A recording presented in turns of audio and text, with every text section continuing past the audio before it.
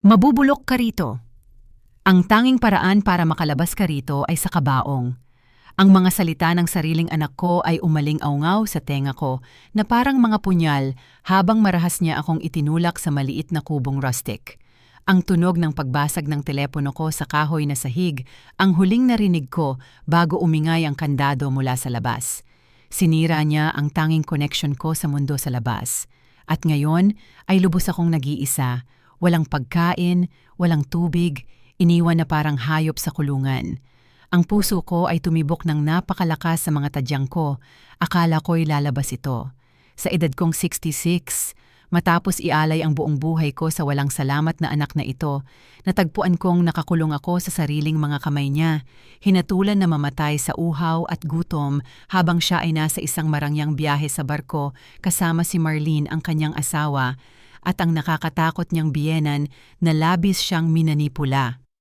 Ngunit ikwento ko sa inyo kung paano ako napadpad dito, kung paano ang babaeng minsang naging sentro ng isang masayang pamilya ay nauwi bilang bihag ng sariling dugo. Ako si Ella. Sa loob ng 4 na dekada, pinaniwalaan kong nakapagtayo ako ng matibay na pamilya, punong-puno ng pag-ibig at sakripisyo.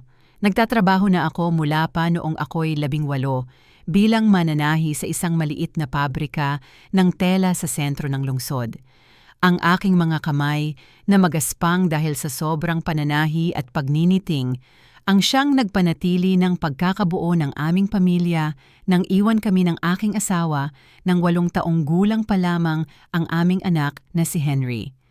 Simula noon, si Henry ang naging dahilan ng aking pamumuhay, ang puwersang nagtutulak sa akin na bumangon bago sumikat ang araw-araw-araw para makapasok ako sa oras. Naalala ko ang araw na nagpasya akong gagawin ko ang lahat para mabigyan ang anak ko ng buhay na nararapat sa kanya. Isang maulang Martes iyon noong Oktubre at umuwi si Henry na umiiyak dahil pinagtatawanan siya ng ibang mga bata dahil sa sira-sirang sapatos niya. Noong gabing iyon, habang natutulog siya, binalbalo ko ang bawat dolyar na naitipon ko sa loob ng maraming buwan para bumili ng bagong damit para sa sarili ko. Ginamit ko agad ang perang iyon para bilhan siya ng pinakamagandang sapatos pang sports sa tindahan. Ang makita ang ngiti niya kinabukasan ay mas mahalaga kaysa sa anumang kasuotang maaari kong bilhin para sa sarili ko. Ganoon lumipas ang mga taon, bawat dagdag na dolyar, bawat oras ng overtime, bawat sandali ng pahinga na isinakripisyo ko, lahat iyon ay para sa kanya. Nang siya ay 16, nagdoble ako ng trabaho para bilhan siya ng motorsiklong matagal na niyang pinangarap. Nang siya ay 21, ipinundar ko ang maliit kong bahay para sa kanyang pag-aaral ng engineering sa kolehiyo. Hindi ako kailanman nagreklamo, hindi ako humiling ng kapalit.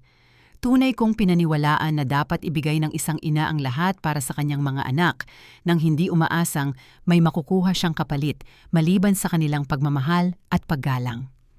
Nagtapos si Henry ng may karangalan at nakakuha ng magandang trabaho sa isang kumpanya ng konstruksyon. Pakiramdam ko ay ako ang pinakapinagmamalaki sa buong mundo nang makita ko siyang umalis tuwing umaga na nakasuot ng maayos na Amerikana at may dalang katad na briefcase. Ang anak ko ay isang matagumpay na profesional. Sasabihin ko sa mga kapitbahay ko na may ngiting nagmula sa aking kaluluwa. Sa unang ilang taon matapos siyang magtapos, tila perpekto ang aming relasyon. Madalas niya akong binibisita, inilalabas sa mga eleganteng hapunan, at palagi niyang sinasabi kung gaano siya kasapat sa lahat ng aking mga sakripisyo. Nagbago ang lahat nang makilala niya si Marlene. Nang una niyang ipakilala siya sa akin, may kumunot sa loob ko. Hindi lang dahil sa malamig at kalkuladong ugali niya, kundi pati sa paraan ng pagtingin niya sa anak ko, na para bang isang pamumuhunan na kailangang protektahan mula sa mga panlabas na impluwensya. Si Marlene ay 32 anyos na babae, matangkad, may perpektong ayos ng kayumangging buhok at may ngiting hindi kailanman umabot sa kanyang mga mata. Nagtatrabaho siya bilang administrador sa isang pribadong klinika.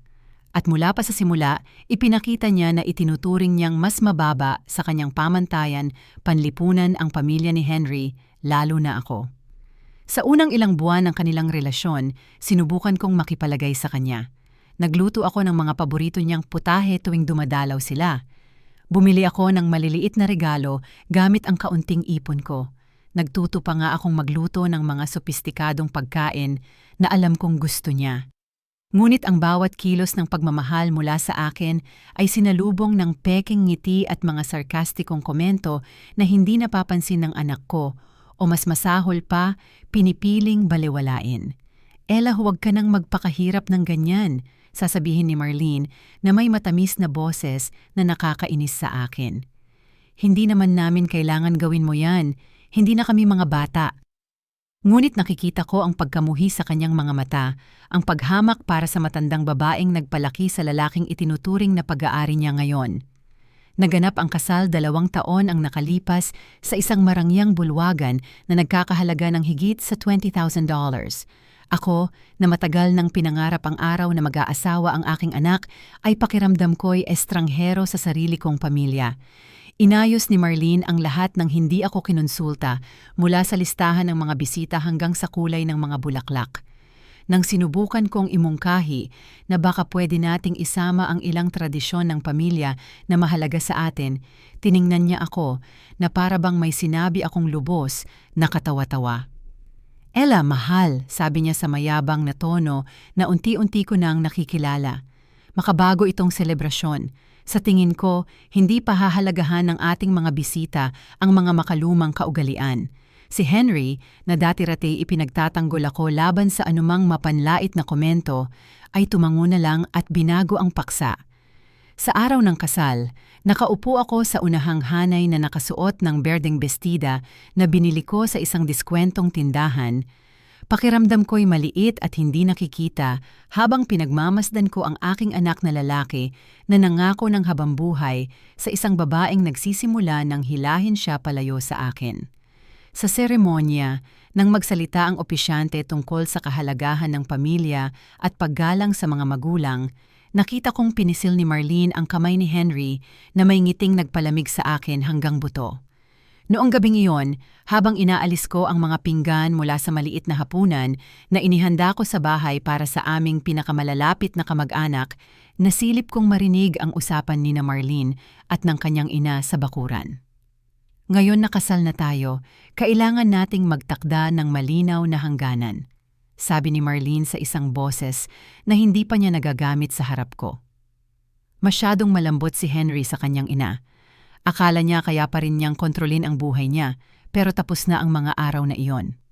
Tama ka anak, ang sagot ng kanyang ina na may malupit na tawa.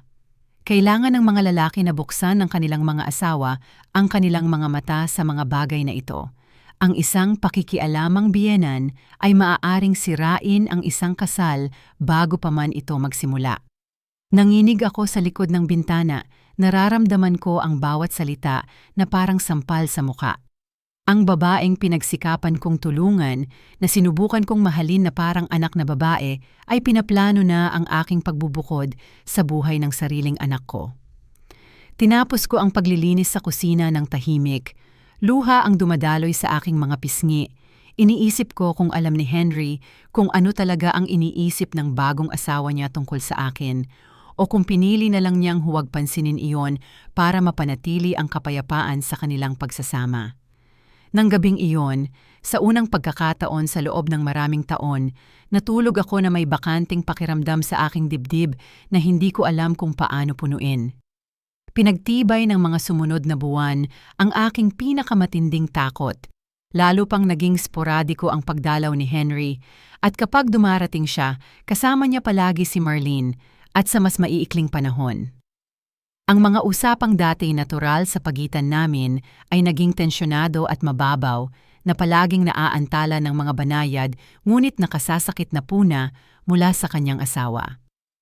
Henry, huwag mong kalimutan na may dinner tayo sa mga magulang ko, sasabihin ni Marlene sa tuwing tila nasisiyahan ang anak ko sa aming pag-uusap.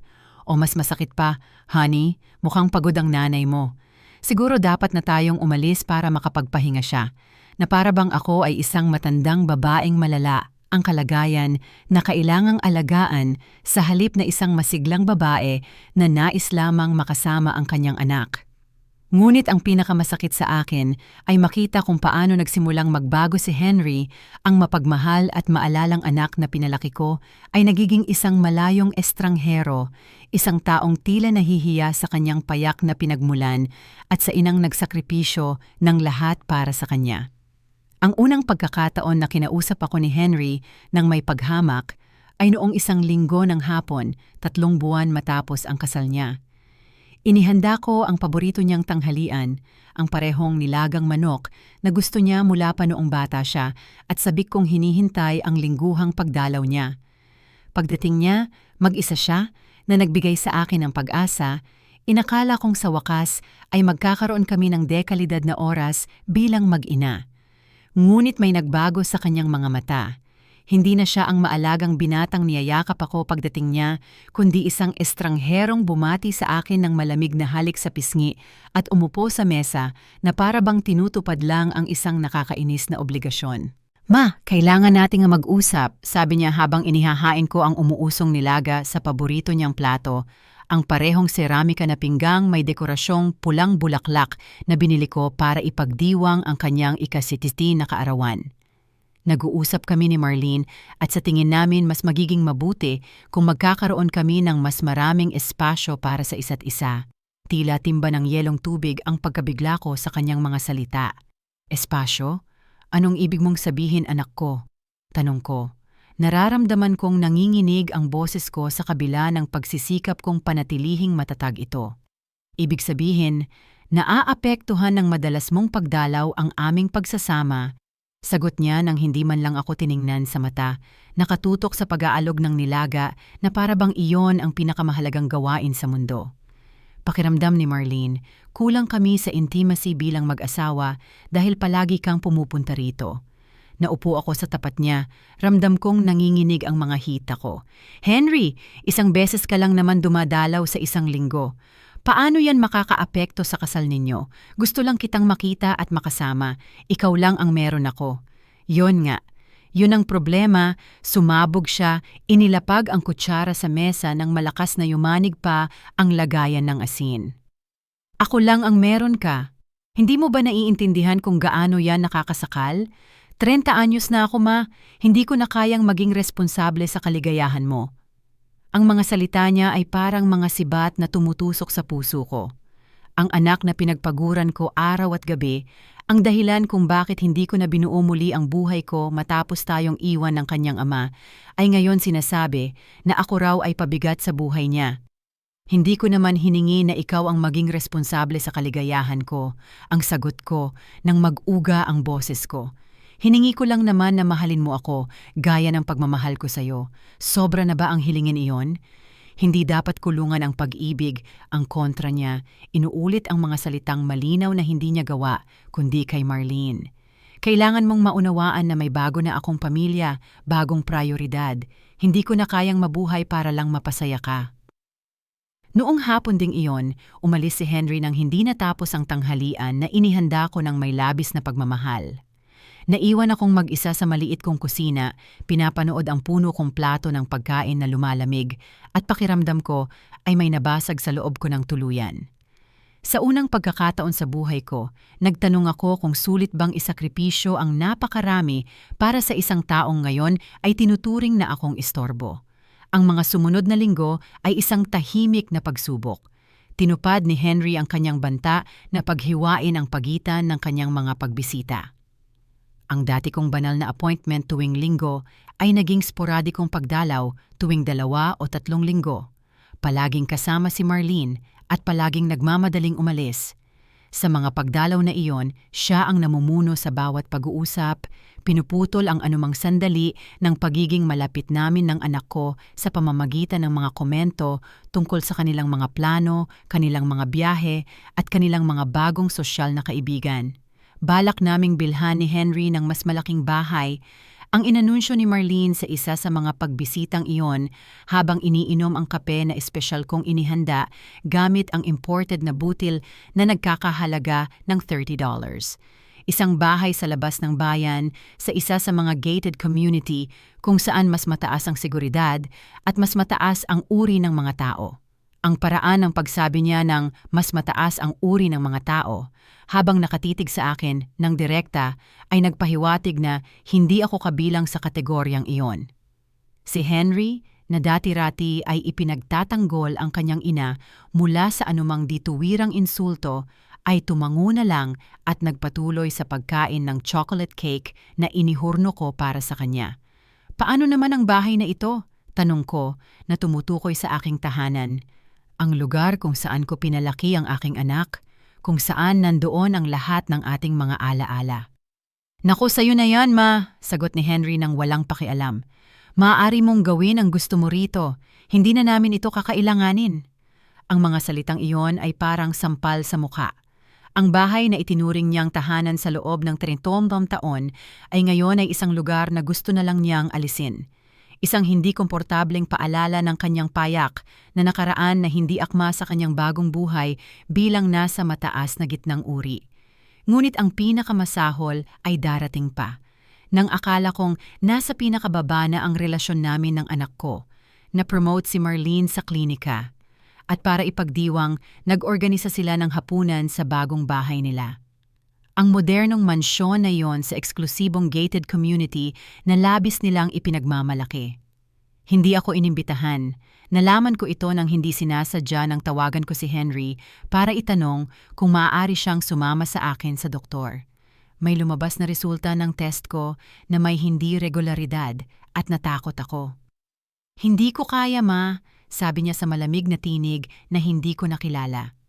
May mahalagang hapunan si Marlene kasama ang mga tao sa trabaho niya. Mahalaga ito para sa karera niya. "Pero hindi ka pwedeng sumama sa akin bago ang hapunan," iginiit ko habang nararamdaman kong unti-unting sumisiklab ang pagkadesperado. Isang oras lang naman iyon sa opisina, natatakot akong pumunta ng mag-isa. "Ma, kailangan kong tulungan si Marlene na ihanda ang lahat. Hindi mo ba pwedeng hilingin sa isa sa mga kaibigan mo na sumama sa'yo?" "Anong kaibigan?" Sa napakaraming taon, sobrang nakatuon ako sa kanya, sa kanyang edukasyon, sa kanyang kapakanan kaya't napabayaan ko ang sarili kong pakikisalamuha. Karamihan sa mga babae sa akin, ang edad ay abala sa kanilang mga apo, sa kanilang mga asawa, sa buhay na naitayo nila ng mas balansyado kaysa sa akin. Binaba ko ang telepono at naupo ako sa sala ng ilang oras, nakatitig sa mga larawan ni Henry na nakapaskil sa mga pader. Nandoon siya noong 5 taong gulang, nakasuot ng kanyang unang uniforme sa paaralan na maingat kong hinuhugasan at pinaplan sa araw-araw. Nandoon siya noong 12, buong pagmamalaki na may bitbit na medalya na napanalunan niya sa paligsahan sa matematika, ang parehong paligsahan na pinondohan ko sa pamamagitan ng pag-extra tutoring tuwing katapusan ng linggo. Nandoon siya noong 18, nagtapos sa high school ng may karangalan, ang araw na inakala kong sulit ang lahat ng aking mga sakripisyo. Kinabukasan, nag-isa akong pumunta sa doktor. Mabuti na lang at benign ang resulta, salamat sa Diyos. Ngunit ang karanasan ng pag-upo sa silid-hintuan na iyon ng mag-isa na napapaligiran ng ibang mga babae na sinamahan ng kanilang mga anak na lalaki o asawa ang nagdulot sa akin ng pinakamalalim na kalungkutan sa buong buhay ko. Nang tawagan ko si Henry para ibigay sa kanya ang magandang balita, ang sagot niya ay isang maigsi na, "Ay, ayos yan, ma." Bago niya agad na binago ang paksa para ikwento sa akin kung gaano ka-successful ang hapunan ni Marlene at kung paano nila na-impress ang lahat ng mahahalagang bisita. Noon ko lang lubos na naunawaan na tuluyan ko nang nawala ang aking anak. Hindi siya namatay, ngunit ang mapagmahal at mapagpasang lalaking pinalaki ko ay wala ng bakas. Sa kanyang lugar ay isang ambisyosong estranghero na nahihiya sa kanyang pinagmulan at pinili ang isang babae na sistematikong itinulak siya palayo sa ina na ibinigay ang lahat para sa kanya. Lumipas ang mga buwan at lalo pang nagiging bihira ang kanyang pagdalaw. Dumarating lamang si Henry kapag may kailangan siya. Para sa akin, mula sa paghawak ng isang mahalagang dokumento para sa kanya, paghahanda ng isang partikular na putahe para ma-impress ang mga boss ni Marlene o paghiram ng pera para sa hindi inaasahang gastusin na hinihingi ng kanilang bagong pamumuhay. Ma, pwede mo ba akong pautangin ng $5,000? Tanong niya sa akin sa isa sa kanyang mga bihirang pagdalaw. Para ito sa down payment ng bagong kotse. Nasira kasi ang kotse ni Marlene at kailangan niya ng medyo mas eleganteng sasakyan para sa trabaho niya. Ang $5,000 ay halos lahat ng ipon ko, ang perang pinagtipid ko dolyar-dolyaryo sa loob ng maraming taon sakaling kailanganin ko ng medikal na emerhensya o malaking pagkukumpuni sa bahay. Pero tulad ng dati, hindi ko kayang tanggihan ang anak ko sa kahit ano. Siyempre anak ko, ang sagot ko habang nararamdaman kong lumiliit ang puso ko. Kailan mo kailangan? Bukas ang pinakamaganda, sabi niya na may ngiti na sandaling nagpapaalala sa akin sa mabait na batang dati siyang siya. Ipinapangako kong babayaran kita sa loob ng 3 buwan. Hindi kailanman natupad ang pangakong iyon. Sa tuwing babanggitin ko ang utang, may bagong dahilan si Henry. Mga hindi inaasahang gastusin mula sa bagong bahay, isang business trip na kailangan gawin ni Marlene o mga pagkukumpuni sa kotse na mas malaki ang nagastos kaysa sa inaasahan nila. Ang araw na talagang bumagsak ako ay noong isang maulap na Martes noong Nobyembre. Eksaktong 8 buwan matapos ang pautang, hindi niya kailanman nabayaran. Isang linggo na akong nakikipaglaban sa isang malubhang trangkaso na may mataas na lagnat at ubo na sumasakit sa dibdib ko. Ang katawan ko na 66 na taong gulang ay hindi na tumutugon tulad ng dati. At sa unang pagkakataon sa loob ng mga dekada, naramdaman kong tunay akong mahina at natakot. Tinawagan ko si Henry, umaasang maaari siyang sumama sa akin muli sa doktor o kahit man lang makipag-usap sa akin upang matiyak na ayos lang ako. Ang sagot niya ay nagpatindi ng takot sa akin. Hindi ako makakapunta, Ma. May napakahalagang appointment kami ni Marlene sa arkitekto para sa pag-aayos ng kusina. Ilang buwan pa lang bago kami nakapagpa-appointment sa kanya. Siya ang pinakahinahanap na arkitekto sa lungsod. Henry, pakiusap, pagmamakaawa ako ng may halamang-halamang boses. Kailangan ko lang ng kasama sa loob ng ilang oras. Hindi ako maganda ang pakiramdam at natatakot akong mawala ng malay. Hindi mo ba pwede tawagan ng kapitbahay o kung sino man? Sumagot siya nang may iritang tumusok sa akin na parang punyal. Sabi ni Marlene na ang mga independenteng matatanda ay dapat marunong mag-alaga sa sarili nang hindi palaging umaasa sa iba. Sabi ni Marlene na ang 2 salitang iyon ang naging pinakamasakit na pahayag sa bokabularyo ko. Lahat ng iniisip, pinapasya o nararamdaman ng anak ko ay dumaraan na ngayon sa salain ng babaeng iyon na nagawang gawing malupit na estranghero ang mapagmahal kong anak. Ina mo ako, Henry, sabi ko. Ramdam kong halo ang luha sa lagnat. Kailan ako naging iba para sa'yo? Oh ma, huwag kang maging padramahan. Trangkaso lang to, uminom ka ng tsa at magpahinga. Gumaan ka rin agad. Binabaan niya ako ng telepono nang hindi man lang nagpaalam. Naiwan akong nakahawak sa telepono ng ilang minuto. Ramdam kong may namatay ng tuluyan sa loob ko. Ang anak na pinagsakripisyo ko ng aking kabataan, ng aking pera, ng aking mga pangarap, ng aking mga pagkakataon sa pag-ibig, ay itinuring na lang akong istorbo na nakasagabal sa kanyang mga mahahalagang appointment. Noong gabing iyon, habang nakahiga ako sa kama na nanginginig sa lagnat, at pakiramdam ko ay mas nag-iisa kaysa dati, gumawa ako ng desisyon na magbabago sa lahat magpakailanman. Hindi ko na kayang magpatuloy bilang isang nanay na namamanhik. Ang babaeng nagmamakaawa ng munting atensyon at pagmamahal mula sa isang anak na halatang kinamumuhian ako.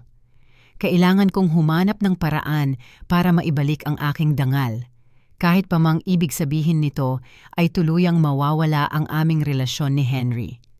Umabot ng 2 buong linggo ang aking paggaling mula sa trangkaso.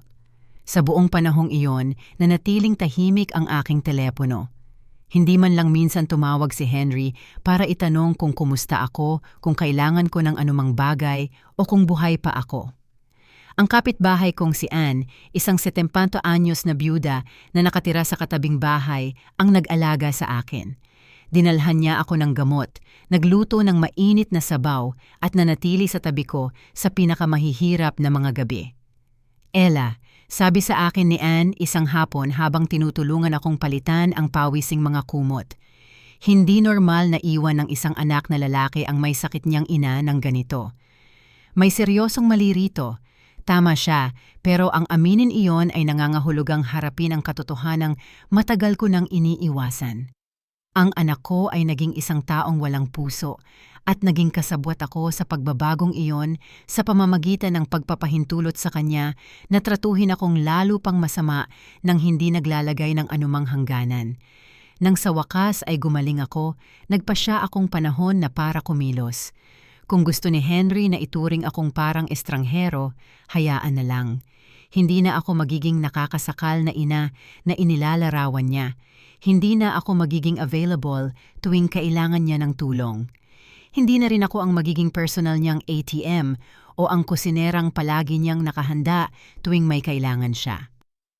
Dumating ang unang pagsubok makalipas ang 2 linggo nang tumawag si Henry sa akin na para bang walang nangyari. Ma, pwede mo bang lutuin yung lasagna na sobrang hilig ni Marlene? Darating kasi ang mga magulang niya para sa hapunan at gusto niya silang ma-impress ng lutong bahay. Sa unang pagkakataon sa loob ng 30 taon, tumanggi ako. Pasensya na Henry pero hindi pwede, may iba akong plano. Ang katahimikan sa kabilang linya ay napakatagal, akala ko naputol na ang tawag. Iba mong plano? Inulit niya sa isang tinig ng hindi kapani-paniwala na nakakatawa sana kung hindi lang nakakaawa. Anong klaseng plano ang maaaring meron ka? Sa akin, sagot ko ng may katigasan na ako pa nga ang nagulat. Hindi na ako available tuwing kailangan mo ako, lalo na't hindi mo man lang inalam kung buhay pa ako o patay habang may sakit ako. Anong pinag-uusapan mo? Trangkaso lang yon, isang trangkaso na pwede akong pumatay at hindi ka man lang tumawag para itanong kung kamusta ako kontra ko. Sabi ni Marlene mas mabuting bigyan ka ng espasyo para makabawi ka at hindi ka ma-pressure, walang hiya niyang sinungaling. Sabi ni Marlene, iniisip ni Marlene na naniniwala si Marlene. Sa wakas, sumabog na rin ako. Kailan ka ba mag-iisip para sa sarili mo, Henry? Kailan mo ba aalalahanin na may ina ka na mahal sa'yo? Tigilan mo yung drama mo, sumigaw siya pabalik. Kung ayaw mong tulungan ako sa simpleng pagkain, sige.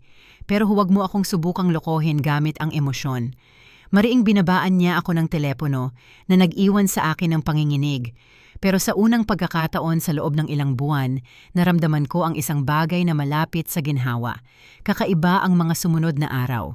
Sa isang banda, nakonsensya ako sa pagtanggi ko sa anak ko ng isang bagay, ngunit sa kabilang banda, nararanasan ko ang isang pakiramdam ng kalayaan na matagal ko nang hindi naramdaman. Hindi ko na kailangang maghintay sa telepono para sa kanyang paminsan-minsang tawag. Hindi ko na kailangang maghanda sa emosyonal na paraan para sa kanyang malamig at kalkuladong pagbisita. Sa unang pagkakataon matapos ang mahabang panahon, akin talaga ang bahay ko.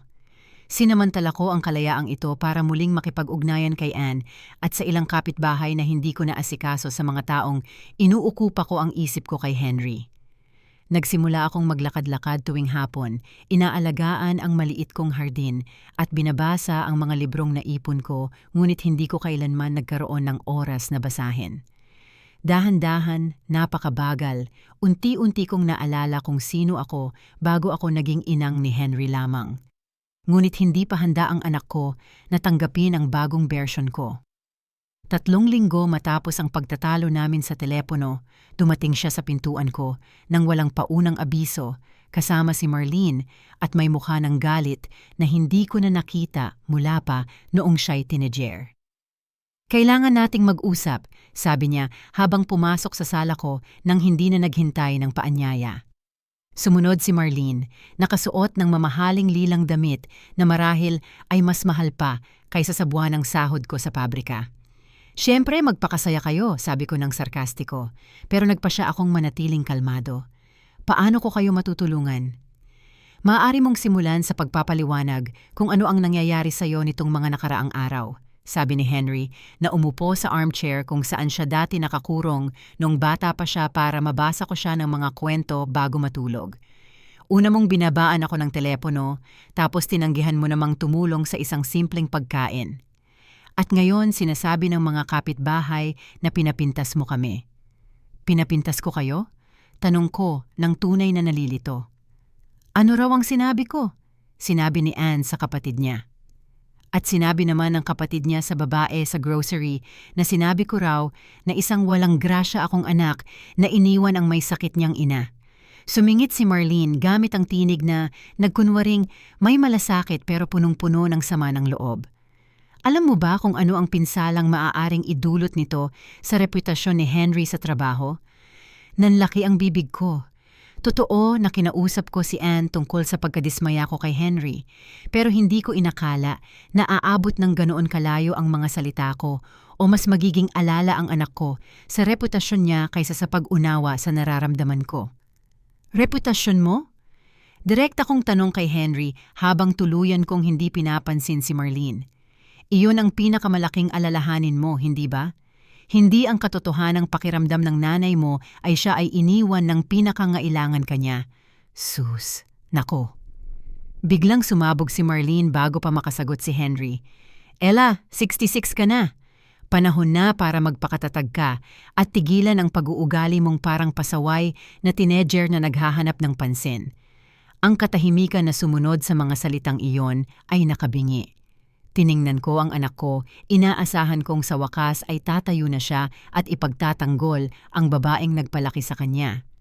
Inaasahan kong sasabihin niya sa kanyang asawa na wala itong karapatang manghamak sa akin sa sarili kong bahay, na maalala niya ang lahat ng inihain kong sakripisyo para sa kanya.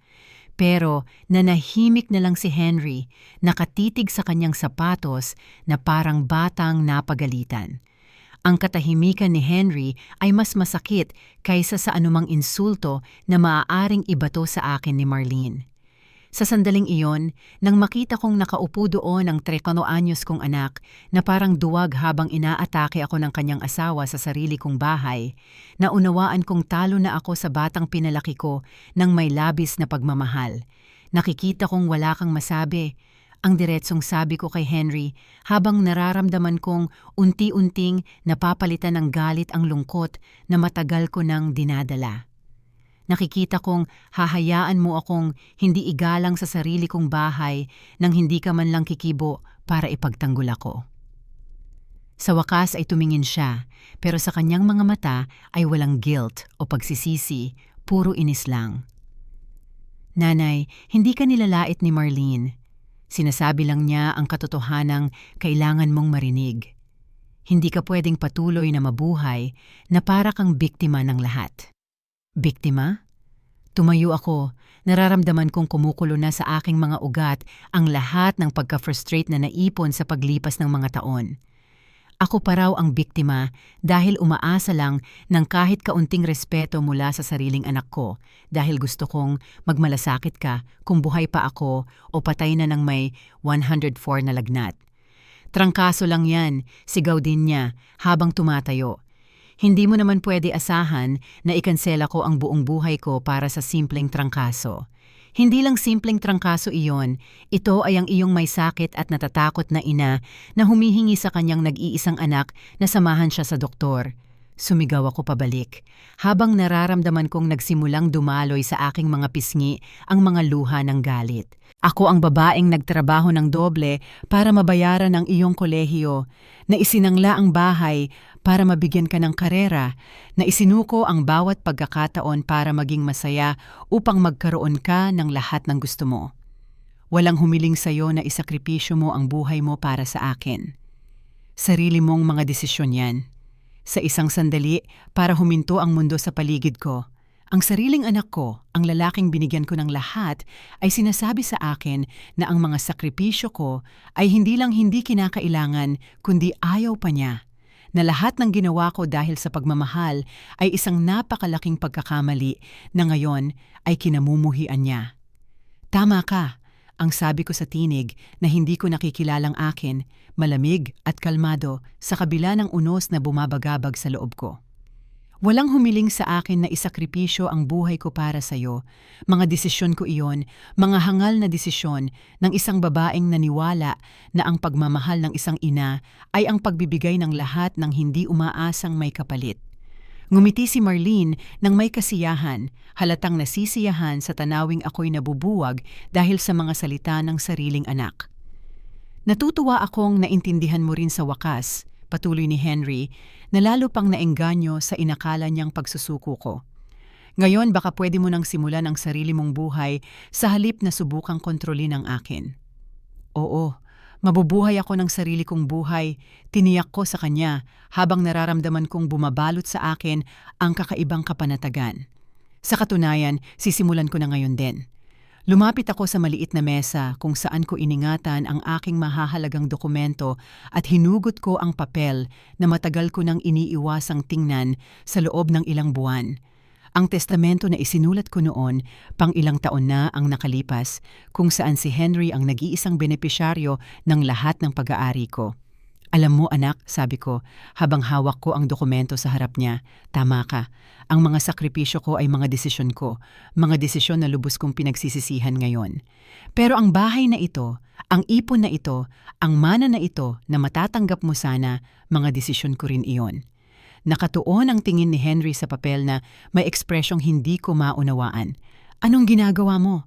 Gumagawa ako ng bagong desisyon, sagot ko, habang papalapit ako sa paper shredder, nakakabili ko lang para matanggal ang mga lumang dokumento. Nadedesisyonan kong ayaw ko nang magkaroon ng anak na kamuhian ako at magmana ng kahit ano mula sa bobo kong babaeng isinakripisyo ang lahat para sa kanya. Ma, sandali, sigaw niya, sabay talon papalapit sa akin habang dahan-dahan kong ipinapasok ang testamento sa makina. Pero huli na ang lahat. Nabasag ang dokumento sa manipis na piraso na bumagsak sa basurahan na parang konfeti ng aking kalayaan. Anong ginawa mo? Tanong sa akin ni Marlene na biglang tumaas ang boses sa tunay niyang pag-aalala.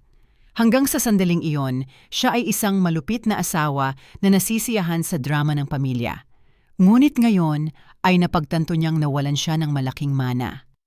Ginawa ko lang ang hinihiling ng anak ko, ang sagot ko nang may ngiting nagmula sa aking kaluluwa. Tinigil ko na lang ang paggawa ng mga desisyon batay sa pag-ibig na malinaw na hindi sinasuklian. Maputla si Henry, nakatitig sa mga labi ng testamento na para bang hindi siya makapaniwala sa kanyang nasaksihan. Ma, hindi mo pwedeng gawin yan. Ang bahay na to, ang ipon mo. Ako lang ang anak mo, tama? Sabi ko, ramdam ko ang lakas na hindi ko inakala na taglay ko. Ikaw lang ang anak ko at kakasabi mo lang na lahat ng mga sakripisyo ko para sa'yo ay mga pagkakamaling walang humiling. Kaya ngayon, itutuwid ko ang mga pagkakamaling iyon. Baliw ka ba? Sigaw ni Marlene, tuluyan nang nawalan ng composure. Hindi mo pwedeng tanggalin sa mana ang sariling anak mo dahil lang nag-away kayo. Pag-aaway? Tinitigan ko siya ng may katahimikan na ikinagulat ko. Marlene, mahal, hindi ito pag-aaway. Ito ang bunga ng buwan-buwang pagmamalupit, paghamak at pagtalikod. At ito ang nangyayari kapag tinatrato mo ang isang tao na parang basura ng matagal hanggang sa napagpasyahan niyang karapat-dapat siya sa mas mabuti. Ma, pakiusap ni Henry, iniunat ang mga kamay na para bang ako ay isang ligaw na hayop na kailangang pakalmahin. Padalos-dalos ka. Galit ka at hindi ka nakakapag-isip ng malinaw. Sa kabaligtaran, sagot ko habang lumalayo sa kanya. Sa unang pagkakataon sa loob ng maraming taon, nakakapag-isip ako ng may perpektong kalinawan. Napagtatanto ko na ang pagpapalaki sa isang walang pasasalamat na anak ang pinakamalaking pagkakamali ko, pero hindi kailangang maging panghabambuhay iyon. Hindi mo pwedeng kausapin ang nanay mo ng ganyan, sigaw ni Marlene kay Henry, ngunit hindi na mula sa pagmamataas sa moralidad, kundi mula sa takot ng makita ang kayamanan na naglalaho sa kanyang paningin. Sabihan mo siya, ayusin mo ito, napakamasarap ng kabalintunaan. Ang babaeng iyon na gumugol ng maraming taon sa paglalason sa isip ng anak ko laban sa akin na hinihikayat ang bawat kalupitan niya, ay siya na ngayon ang nananawagan na tratuhin niya akong mabuti dahil nakataya ang kanyang kinabukasan sa pananalapi. Tingnan mo nga kung gaano kawili, sabi ko, habang pinagmamasdan ko ang lumalalang desperasyon sa mukha nilang dalawa. Sa loob ng buwan, Marlene, sinasabi mo sa anak ko na ako raw ay isang nakalalasong, kontroladong ina na kailangang matutong mag-isa. At ngayon na sinunod ko na rin sa wakas ang payo mo, napagtanto mo na marahil hindi iyon naging magandang ideya. Ella, hindi ko kailanman sinabi ang mga bagay na iyon, walang hiya niyang nagsinungaling. Ngunit ang nanginginig niyang boses ang sumira sa kanyang pagtatangka. Siyempre ginawa mo. At ang anak ko, sa halip na ipagtanggol ang sarili niya o ang kanyang ina, pinili niyang paniwalaan ang bawat isa sa iyong nakalalasong salita. Pinili niyang ituring akong istorbo sa halip na ang babaeng nagbigay sa kanya ng buhay at nagbayad para sa edukasyong ginagamit niya ngayon para kumita ng perang gustong-gusto ninyong dalawa gastusin. Bumagsak si Henry pabalik sa armchair na may ulo sa kanyang mga kamay. Sandali, sa isang saglit lang, nakita ko ang bakas ng batang dati niyang sarili na mahina ang loob at muntik nang masira ang puso ko. "Halos ma," sabi niya sa mahinang boses.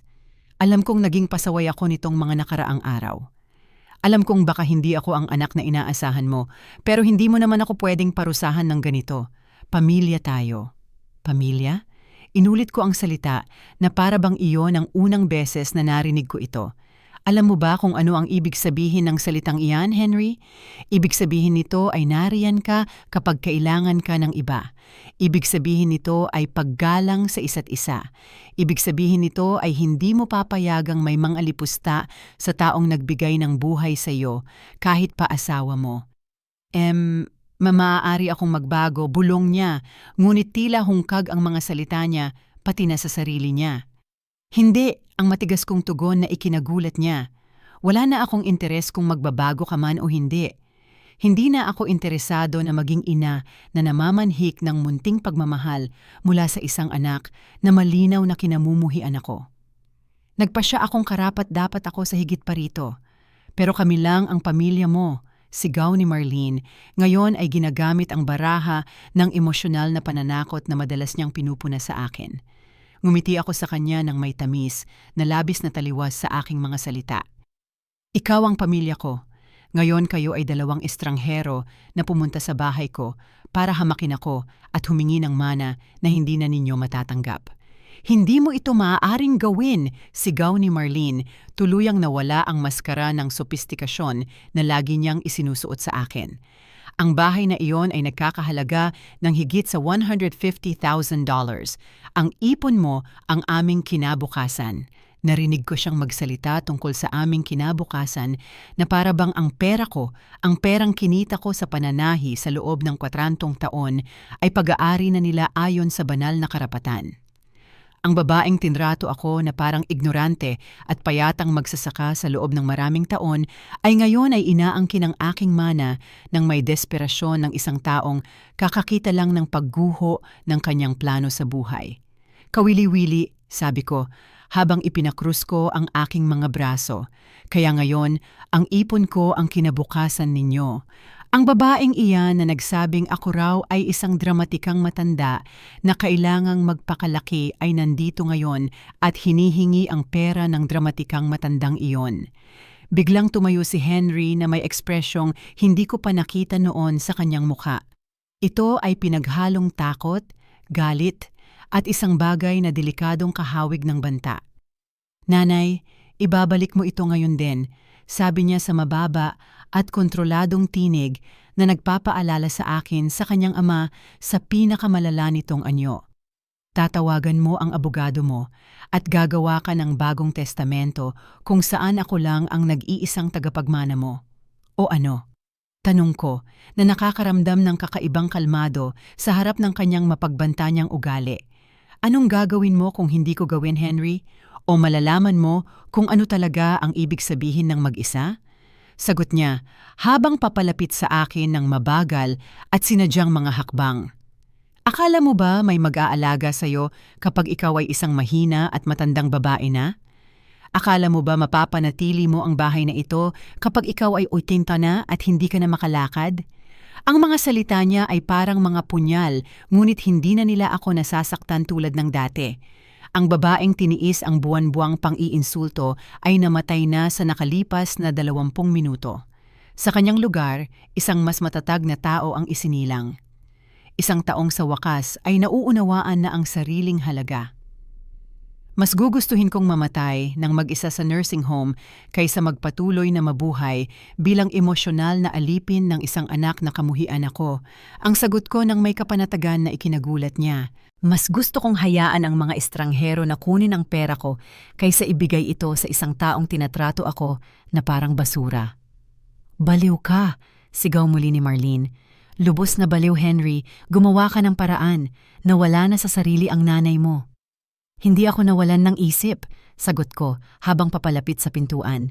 Nahanap ko na ito at ngayon ay magalang kitang hinihiling na umalis ka sa bahay ko. Hindi kami aalis hanggat hindi mo inaayos itong kabaliwan na ito, pahayag ni Henry na tumayo sa gitna ng sala na para bang siya ang may-ari ng lugar. Kung ganoon, kailangan kong tumawag sa pulis para ipaliwanag sa iyo ang konsepto ng trespassing, sagot ko habang papunta ako sa telepono. Huwag mo ngang subukan, sigaw niya, sabay hila ng receiver mula sa kamay ko ng may karahasan na ikinatakot ko. Sa unang pagkakataon sa tunggalian na ito, naramdaman ko ang kislap ng tunay na takot. Ang lalaking nakatayo sa harap ko ay hindi na ang anak ko. Siya ay isang desperadong estranghero na kayang gawin ang lahat para protektahan ang itinuturing niyang sa kanya. At sa sandaling iyon, alam kong nasa tunay na panganib ako. Ibalik mo ang teleponong iyan, sabi ko, pinipilit na panatilihing matatag ang boses ko. Hindi, hanggang hindi ka nagkakabawi, ang sagot niya, hawak ang aparato sa labas ng abot ko. Uupo ka, kalma ka, at pag-uusapan natin ito ng maayos bilang mga sibilisadong matatanda. Sibilisadong matatanda? Tumatawa ako, ramdam ko ang sobrang pagkahisterikal na halos pagkabaliw. Ituturo mo sa akin kung paano maging sibilisado. Ikaw, ang lalaking kakakot-kot lang ng telepono sa 28 anyos niyang ina? Para ito sa kabutihan mo, sigaw niya. At sa sandaling iyon, nakita ko ng lubos ang impluwensya ni Marlene sa kanya. Mga salitang iyon ang paulit-ulit niyang ginamit sa akin. Palaging pinagtatanggol ang kanyang kalupitan bilang matinding pagmamahal. Para sa ikabubuti ko, inulit ko. Habang nararamdaman kong tuluyang nabiyak sa dibdib ko ang huling hibla ng pagmamahal na isang ina. Sa loob ng 30 taon, lahat ng ginawa mo laban sa akin ay para sa ikabubuti ko. Ang pakikipag-asawa sa isang babaeng kamuhian ako ay para sa ikabubuti ko. Ang pag-abandona sa akin noong ako'y may sakit ay para sa ikabubuti ko. Ang pagpapahiya sa akin sa sariling bahay ko ay para sa ikabubuti ko. Lumapit si Marlene sa amin na may kasamang pekeng ngiti na kilala kong mabuti. LR, alam kong nasasaktan ka pero kailangan mong maunawaan na gusto lang ni Henry ang pinakamabuti para sa iyo. Lahat kami ay gusto ang pinakamabuti para sa iyo. Lahat kami. Tiningnan ko siya nang may hindi kapanipaniwala na halos nakakatawa. Gusto mo ang pinakamabuti para sa akin? Ikaw, ang babaeng ginugol ng 2 taon sa pag-iwas sa aking anak laban sa akin. Ang babaeng nagsabing, ako ay isang dramatikang matandang babae na kailangang magpakalaki. Iyon ay dahil lang sa pagka-frustrate sa sandaling iyon. Nakakapanghinayang ang kanyang kasinungalingan. Alam mo, lubos ka naming pinahahalagahan. Pinahahalagahan mo ako. Inulit ko ang mga salita niya na para bang isang napaka-nakakatawang biro. Pinahahalagahan mo ako ng sobra kaya hindi ako kinausap ng anak mo ng 2 linggo nang ako'y may sakit. Pinahahalagahan mo ako ng sobra kaya pumunta ka sa bahay ko para igiit na bawiin ko ang desisyon ko tungkol sa sarili kong pera. Lumapit si Henry, hawak pa rin ang telepono na hindi ko maabot.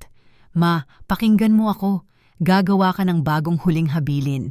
Iiwan mo sa akin ang bahay na ito at ang ipon mo at kakalimutan na natin ang katawa-tawang usapang ito. O ano? Tinanong ko muli, pero sa pagkakataong ito ay may ngiti na halatang nakabagabag sa kanya. O malalaman mo kung ano ang ibig sabihin ng maging lubos na mag-isa, banta niya. Walang anak, walang pera, walang sino mang nagmamalasakit sa'yo. Henry, sabi ko, habang lumalapit ako sa kanya hanggang sa ilang pulgada na lang ang pagitan ng aming mga mukha. Mag-isa na ako ng lubos. Nalaman ko na kung ano ang pakiramdam na may anak na hindi nagmamalasakit sa akin. Ang pinagkaiba, ngayon ay nagpasya na akong gumawa ng aksyon tungkol dito. Mayroon sigurong nakabahala sa tono ko dahil sa unang pagkakataon mula nang magsimula ang pag-aaway na ito, nakita ko ang pag-aalinlangan sa kanyang mga mata. Anong ibig mong sabihin? Ibig kong sabihin, kayong dalawa ay aalis na sa bahay ko ngayon din at hindi na kayo babalik kailanman. Ibig kong sabihin, papalitan ko ang mga kandado bukas. Ibig kong sabihin, gagawa ako ng bagong huling habilin kung saan mapupunta ang lahat ng pera ko sa mga kawanggawa na tumutulong sa mga nag-iisang ina, para walang ibang babae ang magkamaling isakripisyo ang lahat para sa isang walang utang na loob na anak. Hindi mo yan pwedeng gawin. Sumigaw silang magkasabay na parang koro ng kasakiman at pagkadismaya. Kaya ko yan at gagawin ko, tiniyak ko sa kanila. At kung guluhin ninyo akong muli, tatawagan ko ang pulis at sasabihin ko sa kanila kung anong klaseng mga tao kayo. Sasabihin ko sa kanila kung paano ninyo tinrato ang isang matandang babae, kung paano ninyo siya binantaan sa sariling bahay niya, kung paano ninyo sinikwil ang telepono niya nang subukan niyang tumawag para humingi ng tulong. Tinitigan ako ni Henry ng matagal at sa isang sandali, inakala kong baka sa wakas tutugon siya na parang anak na pinalaki ko. Akala ko ibabalik niya sa akin ang telepono, nahihingi siya ng paumanhin, na maalala niya kung sino ako sa kanya.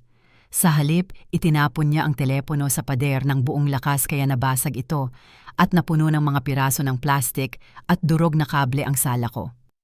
"Nandyan ang telepono mo," sabi niya nang may malupit na ngiti na nagpatuyo ng dugo ko. "Tingnan natin kung paano katatawag ng pulis ngayon." Ang katahimikan na sumunod ay lubos na ganoon. Kami tatlo ay nakatayo at nakatitig sa mga piraso ng telepono na nakakalat sa sahig na parabang ito ay perpektong metapora ng natira sa aming ugnayang pampamilya. "Henry," sabi ko sa tinig na kakaiba ang kalmado, kahit sa sarili ko. "Kakapasok mo lang sa isang hangganan na hindi mo na mababalikan. Ganoon ba?" Hamon niya, inilalabas ang dibdib na parang tulisan sa eskinita. "At anong gagawin mo tungkol dyan, ma? Wala ka ng telepono. Wala kang sino man natutulong sa'yo. Nasa awa na namin ka ng lubos." Ngumiti si Marlene ng may kasiyahan. Kitang-kita ang pag-e-enjoy niya sa tanawing ako'y tuluyan nang napasuko at nahiya, gaya ng matagal na niyang pinlano. Ang hindi nila alam, kakagawa lang nila ng pinakamalaking pagkakamali sa buhay nila. Patuloy akong nakatitig sa mga piraso ng telepono ng ilang segundo. Ramdam kong may isang mahalagang bagay na nagbago sa loob ko. Hindi na takot ang nararamdaman ko, o kalungkutan, o kahit galit. Mas mapanganib iyon. Isang ganap na kapanatagan, ang katahimikan ng isang taong sa wakas ay nakita na ang tunay na kalikasan ng mga taong nasa harap niya. "Alam mo, Henry," sabi ko, habang yumuyuko para pulutin ang isa sa pinakamalalaking piraso ng nasirang telepono. "Tama ka. Wala na akong telepono. Wala akong sino man natutulong sa akin. Lubos akong nasa awa mo." Lalong lumapad ang ngiti niya, inakala niyang sumuko na ako. Natutuwa akong naintindihan mo na rin sa wakas ang sitwasyon. "Oh, naintindihan ko ito ng perpekto." Patuloy ko, hawak ang basag na piraso ng plastik na parabang isang mahalagang relikya. Naiintindihan ko na sinira ng sariling anak ko ang tanging paraan ko para makipag-ugnayan sa labas. Naiintindihan kong tinatakot niya ako sa sarili kong bahay. Naiintindihan kong nandito ang asawa niya at tinatamasa ang bawat segundo ng aking kahihiyan. Lumapit si Marlene na may taglay na ekspresyon ng tagumpay na matagal na niyang hinintay na ipakita sa akin. "Ngayon, baka maging makatwiran ka na, Ella. Ang paggawa ng bagong testamento ang tanging matalinong magagawa mo sa sitwasyong ito." "Tama ka," sagot ko habang ibinababa ko ang piraso ng telepono. "Iyon nga ang gagawin ko." Nagpalitan sila ng tingin na puno ng lubos na kasiyahan, naniniwalang tuluyan na nila akong nabasag. Hindi nila alam na ang nabasag ay hindi ang aking kalooban, kundi ang huling tanikala na nagbubuklod sa akin sa kanila dahil sa pag-ibig. "Perpekto," sabi ni Henry habang pinapaluwag ang kanyang mga balikat. "Alam kong magkakabawi ka rin. Pupunta tayo sa abogado bukas ng umaga at ayusin na natin ito." "Bukas?" inulit ko, dahan-dahang tumango. "Siyempre bukas." At habang naghihintay, dagdag ni Marlene na may nakalalasong ngiti, dapat mong pag-isipan kung paano ka nag-uugali nitong mga nakaraan. Makakatulong sa'yo ang kaunting pagpapakumbaba. Pagpapakumbaba? Bulong ko. Oo, talagang kailangan ko pa ng mas maraming pagpapakumbaba. Tumungo si Henry sa pinto, kitang-kita ang kasiyahan sa kinalabasan ng kanyang pananakot. Umalis na kami ngayon, pero kukunin ka namin bukas ng maaga at mas mabuting handa ka ng makipagtulungan. Siyempre, tiniyak ko sa kanila habang sinusundan ko sila palabas. Handa na akong lubos. Tumigil si Marlene sa pintuan at tinitigan ako nang may paghamak na kaniyang pinaghusay. Ella, alam kong naging mahirap ito para sa'yo, pero balang araw pasasalamatan mo kami sa pagbubukas ng iyong mga mata. Minsan, ang mahigpit na pagmamahal lang ang gumagana. Mahigpit na pagmamahal. Inuulit ko ang kaniyang mga salita. Oo, kailangan ko talagang matuto pa tungkol sa mahigpit na pagmamahal. Umalis sila nang hindi nagpaalam, iniwan akong mag-isa sa bahay kasama ang mga pira-piraso ng telepono ko at isang bagay na mas mahalaga pa. Ganap na kalinawan tungkol sa kung sino talaga ang mga taong kakalabas lang sa pintuan ko. Naghintay ako hanggang marinig ko ang tunog ng kotse nila na papalayo bago ako gumalaw. Pagkatapos, nang may kalmadong ikinagulat ko, pumunta ako sa silid tulugan ko at inalis mula sa ilalim ng kutsyon ang cellphone na lihim kong binili 3 buwan na ang nakalipas. Nang mapagtanto kong kailangan kong magkaroon ng paraan para makipag-ugnayan na hindi alam ni Henry, tinawagan ko si Anne. Anne, si Ella ito. Pwede ka bang pumunta rito? Kailangan ko ng tulong mo sa isang bagay na apurahan. Makalipas ang 20 minuto, nakaupo si Anne sa sala ko at nakatitig sa mga pira-pirasong natira ng telepono na may mukha ng matinding pangamba. Ella, seryoso ito. Ang sariling mong anak ang nagbanta sa'yo at sinira ang telepono mo. Kailangan nating tumawag sa pulis. Hindi pa, sabi ko, habang inihahain ko sa kanya ang isang tasa ng tsaa ng matatag ang kamay. Hindi pa. Anong ibig mong sabihin hindi pa? Ito ay karahasan sa tahanan. Ito ay pananakot. Hindi mo dapat hayaang tratuhin kanila ng ganito. Hindi ko sila hahayaang gawin iyon, tiniyak ko sa kanya. Pero haharapin ko ito sa sarili kong paraan. Tiningnan ako ng mabuti ni Anne gamit ang matatalinong mata niya, sinusubukang intindihin ang iniisip ko. Anong plano mo? Akala nila natalo na nila ako, paliwanag ko, habang nararamdaman kong nabubuo ang isang kakaibang ngiti sa aking mga labi. Akala nila bukas susunod ako na parang isang masunuring tupa at gagawa ng bagong huling habilin kung saan iiwan ko sa kanila lahat ng pera ko. At hindi ka gagawa? Oo, gusto ko, sagot ko, at lalo pang lumapad ang ngiti ko. Pero hindi iyon ang testamento na inaasahan nila. Ipinaliwanag ko kay Anne ang plano ko, na sa simula ay sinubukang pigilan ako, iginiit niyang masyadong delikado ito. Ngunit nang ikwento ko sa kanya ang lahat ng detalye kung paano nila ako inapi nitong mga nakaraang buwan, nang makita niya ang mga pira-pirasong natira sa telepono at tunay na maunawaan kung ano ang nangyari noong hapon na iyon, tuluyang nagbago ang kanyang ekspresyon. Sigurado ka bang gusto mong gawin ito? Tanong niya sa akin sa wakas. Hindi pa ako kailanman naging mas tiyak sa anumang bagay sa buhay ko, sagot ko.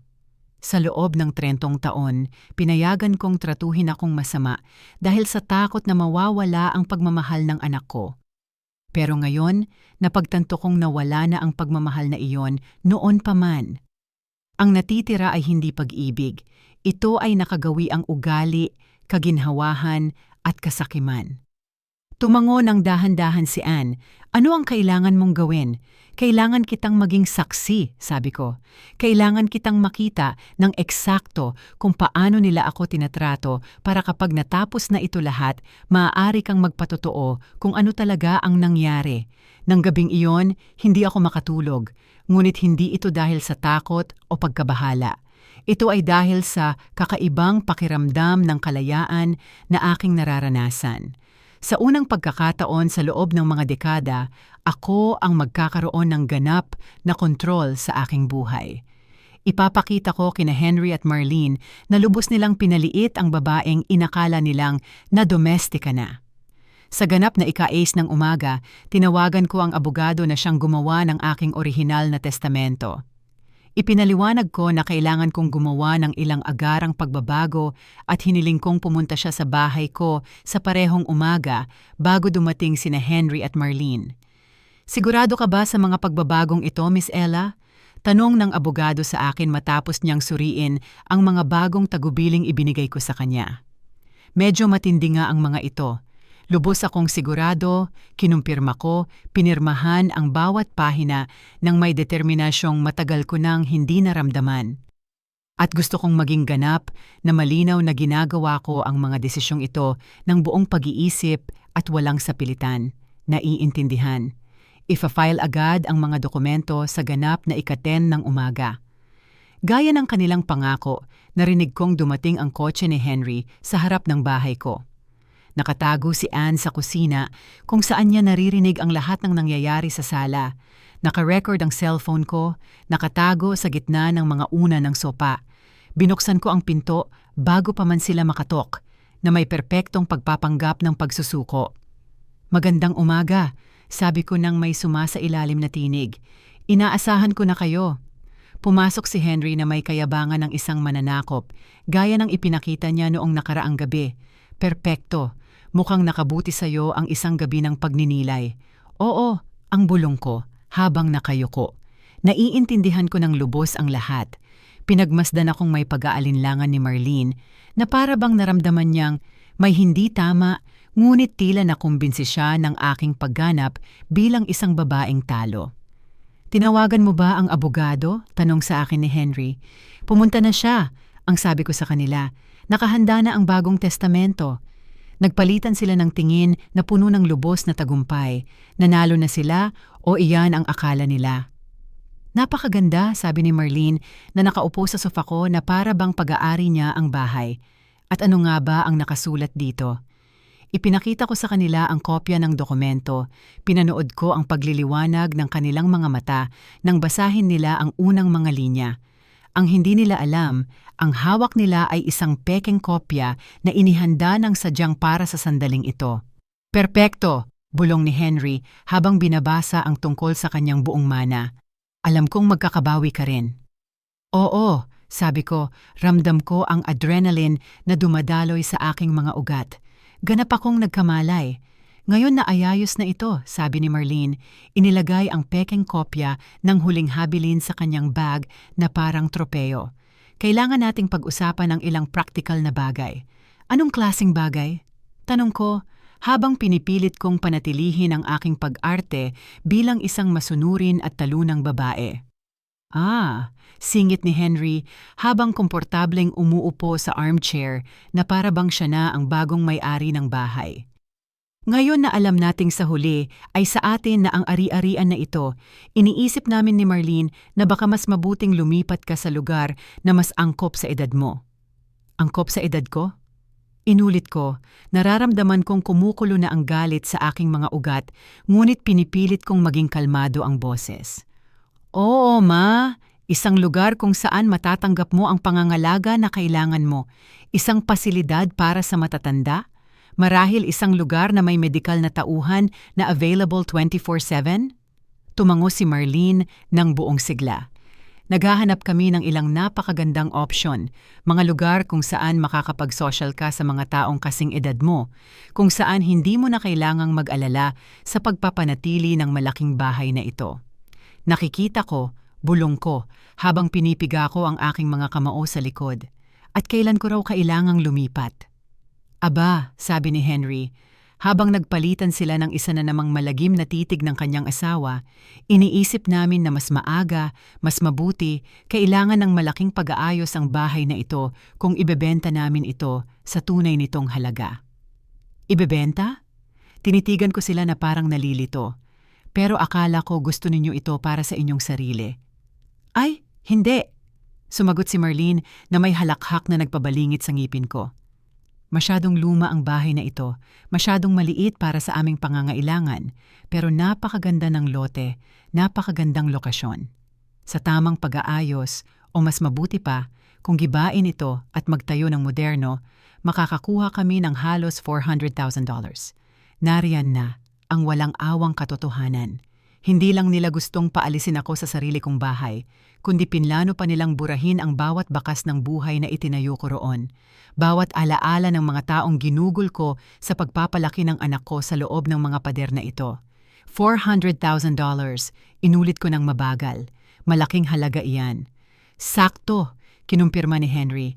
At kasama ang ipon mo na ayon sa testamento ay umabot ng $50,000, lalagpas na tayo sa kalahating milyon.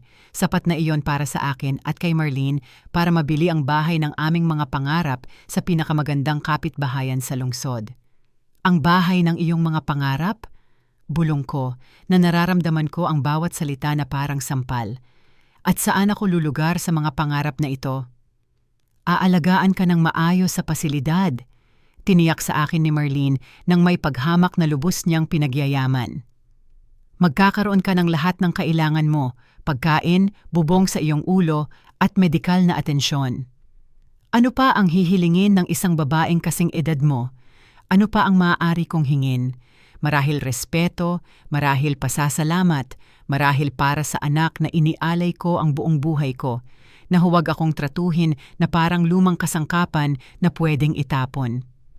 At kailan magiging handa ang lahat ng ito? Tanong ko sa kanila habang pinipilit kong panatilihin ang aking pag-arte. Sa totoo lang, sabi ni Henry habang nakatingin sa kanyang asawa na para bang humihingi ng pahintulot na magpatuloy. Nakatawag na kami. May isang napakagandang pasilidad sa labas ng bayan na may bakante agad. Pwede ka naming dalhin bukas ng umaga para makita mo. Bukas? Ang bilis ng pagkakaayos nila sa aking pagpapaalis ay ikinahilo ako. Hindi ba medyo padalos-dalos iyon? Nanay, sabi ni Henry nang may pilit na pasensya na ginagamit sa mga pasaway na bata. Habang mas matagal tayong maghintay, mas mahihirapan kang makibagay. Mas mabuting gawin agad ang pagbabago, parang paghila ng Band-Aid, Iyon ang metapora na pinili ng anak ko para ilarawan ang sandaling yuyurutin niya ako mula sa aking tahanan, sa aking mga alaala, mula sa lahat ng naging mundo ko sa loob ng 4 na dekada. Bukod pa rito, dagdag ni Marlene, nakipag-ugnayan na kami sa ilang kontratista para tasahin ang ari-arian. Maaaring dumating ang isa sa kanila sa susunod na linggo, pero kailangan naming maging available ang bahay. Available? Inulit ko sa sarili ko. Eksakto. Ang kumpirmasyon niya nang may ngiti. Hindi niya sinubukang magtago.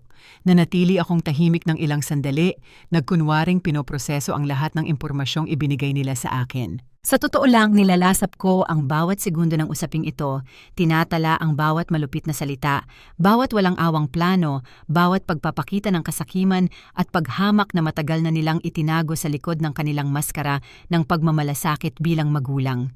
Alam mo, sa wakas ay sabi ko, habang bumabangon mula sa sopa ng sinadyang mabagal.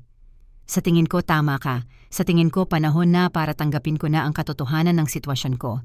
Kitang-kita silang dalawa na nakahinga ng maluwag, iniisip na pagsuko ko na yon sa lahat ng hinahanap nila. Natutuwa akong marinig iyan mula sa'yo, sabi ni Henry na bumangon din. Alam kong mahirap, pero sa huli, mas magiging masaya ka ng ganito. Mas masaya? Tumango ako. Oo, tiyak na mas magiging masaya ako. So, bukas pupunta tayo para makita ang pasilidad? Tanong ni Marlene habang kinukuha na ang kanyang telepono para gumawa ng kaayusan. Bukas? Pinagtibay ko. Pero una, may ipapakita ako sa inyo. Isang mahalagang bagay na nahanap ko habang iniaayos ko ang mga gamit ko para sa paglilipat. Ano yan? Tanong ni Henry nang may biglaang interes. Nasa basement yan, paliwanag ko habang papunta sa pinto na patungo sa hagdan. Ito ay pag-aari ng lolo mo. Isang bagay na inakala kong gusto mong maging pamilyang alaala.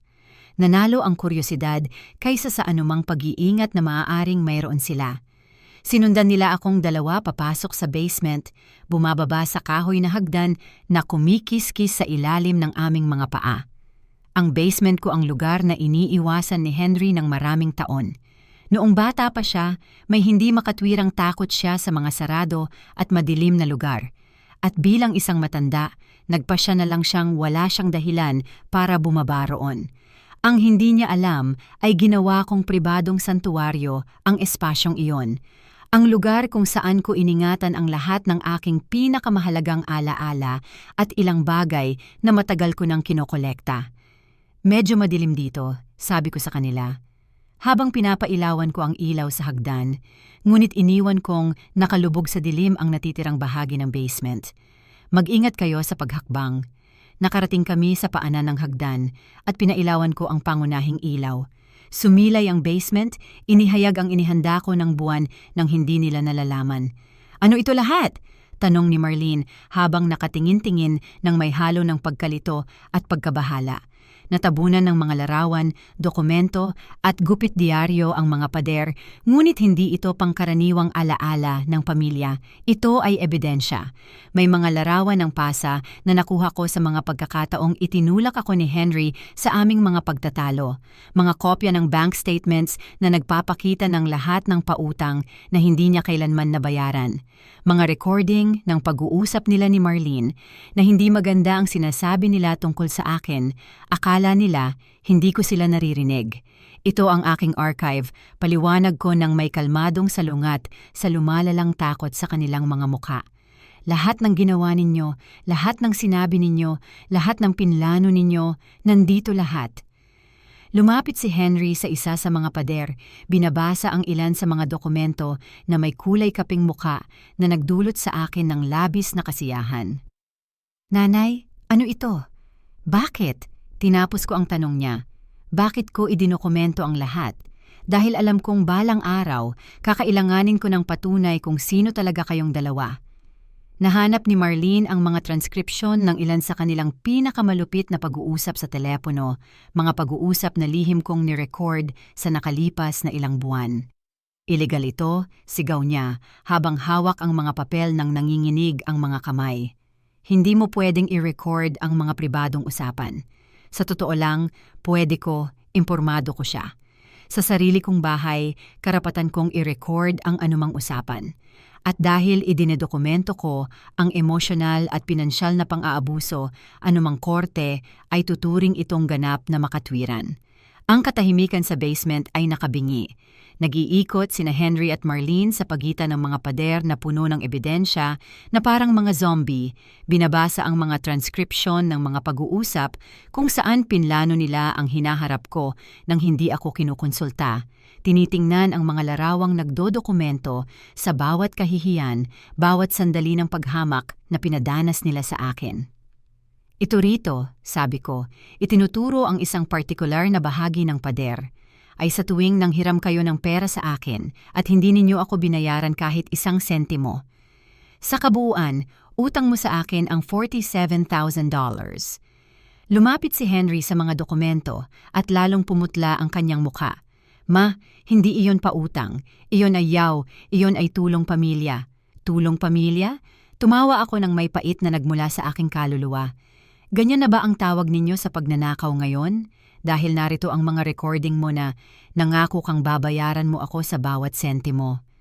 Nahanap ni Marlene ang pinakamalupit na mga larawan. Mga larawan niya na naguhukay sa aking mga drawer nang walang pahintulot habang bumibisita sila. Mga dokumento na nagpapatunay na inaaral niya ang halaga ng aking ari-arian nang hindi ko nalalaman. Pati mga screenshot ng kanyang mga text message na pinagtatawanan ako kasama ang kanyang mga kaibigan. "Paano mo nakuha lahat ng ito?" tanong niya, nanginginig ang boses sa matinding galit. "Ang pagkakamali mo, mahal kong Marlene, ay ang lubos mong pagmaliit sa dramatikang matandang babaeng inakala mong nadomestika mo na." Sagot ko. Lumalabas na natutong gumamit ang matandang babaeng ito ng security cameras, recording apps, at marami pang ibang makabagong kagamitan sa mga buwang inakala mong nawawala ako sa aking pag-iisip. Sa gitna ng basement, may mesa na may isang bagay na hindi napansin ng alinman sa kanila hanggang sa sandaling iyon, isang nakabukas na laptop na may aktibong video call. "Ano yan?" tanong ni Henry na lumalapit sa screen. "Oh, iyan," sabi ko nang may ngiting nagmula sa aking puso. Iyon ang aking life insurance. Sa nakaraang 20 minuto, lahat ng sinabi namin dito sa itaas at dito sa ibaba ay livestream sa ilang napakahalagang tao. Ipinakita ng screen ang maraming bintana ng video. Isang abogado na dalubhasa sa pang-aabuso sa matatanda, isang social worker mula sa kusina ko at sa sukdulang kasiyahan ko, si Mark, ang kapitbahay ko na nagtatrabaho bilang investigador na mamamahayag para sa lokal na pahayagan. Ella, ang abogado, ay sumigaw mula sa screen. "Okay ka lang ba? Kailangan ba nating tumawag ng pulis?" "Ayos lang ako." Ang sagot ko nang hindi inaalis ang tingin sa mukha ni na Henry at Marlene na puno ng matinding takot.